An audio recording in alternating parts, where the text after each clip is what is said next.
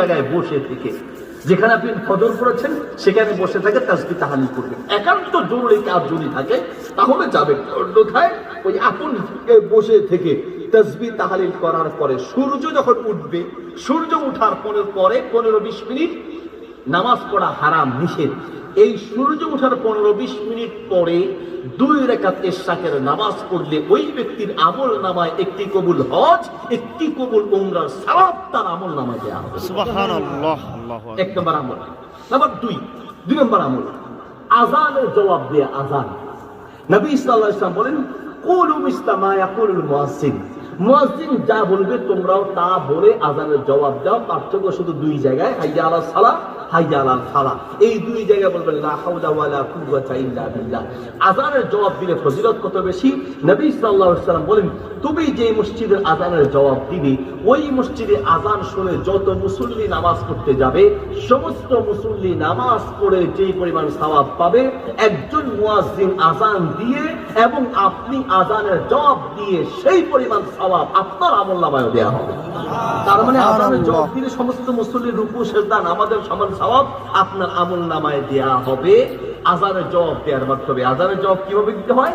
মুয়াজ্জিন বলবে আল্লাহু আকবার, আল্লাহু আকবার, আপনি বলুন আল্লাহু আকবার, আল্লাহু আকবার। মুয়াজ্জিন বলবে আশহাদু আল্লা ইলাহা ইল্লাল্লাহ, আপনি বলুন আশহাদু আল্লা ইলাহা ইল্লাল্লাহ। মুয়াজ্জিন বলবে আশহাদু আন্না মুহাম্মাদুর রাসূলুল্লাহ, আপনি বলবেন আশহাদু আন্না মুহাম্মাদুর রাসূলুল্লাহ। মুয়াজ্জিন বলবে হাইয়া আলাস সালাহ, হাইয়া আলাল ফালাহ, আপনি বলবেন লা হাওলা ওয়ালা কুওয়াতা ইল্লা বিল্লাহ। মুয়াজ্জিন বলবে আল্লাহু আকবার, আল্লাহু আকবার, আপনি বলুন আল্লাহু আকবার, আল্লাহু আকবার।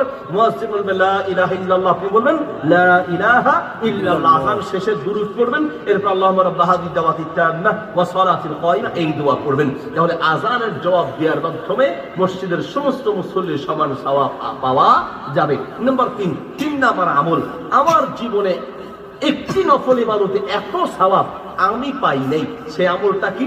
নবী সাল্লাল্লাহু আলাইহি ওয়াসাল্লাম বলেন, নবী সাল্লাল্লাহু আলাইহি ওয়াসাল্লাম বলেন, জুমার দিন যে ব্যক্তি 5টা কাজ করবে। কয়টা কাজ? 5টা। মাশাআল্লাহ, বারাকাল্লাহু ফিকুম, হাইয়াকুমুল্লাহ। আমি আমার আলোচনা শেষ করে দিচ্ছি। আমার পরবর্তী আলোচক আমাদের উস্তাদ সমতুল্য ডক্টর আবুল কালাম আজাদ বাশার আকরামাহুল্লাহ, তিনি আলহামদুলিল্লাহ এসেছেন। নারে তাকবীর, আল্লাহু আকবার, নারে তাকবীর, আল্লাহু আকবার, নারে তাকবীর, আল্লাহু আকবার, নারে তাকবীর, আল্লাহু আকবার। আল কোরআনের আলো ঘরে ঘরে যাও, প্রধান বক্তার আগমন শুভ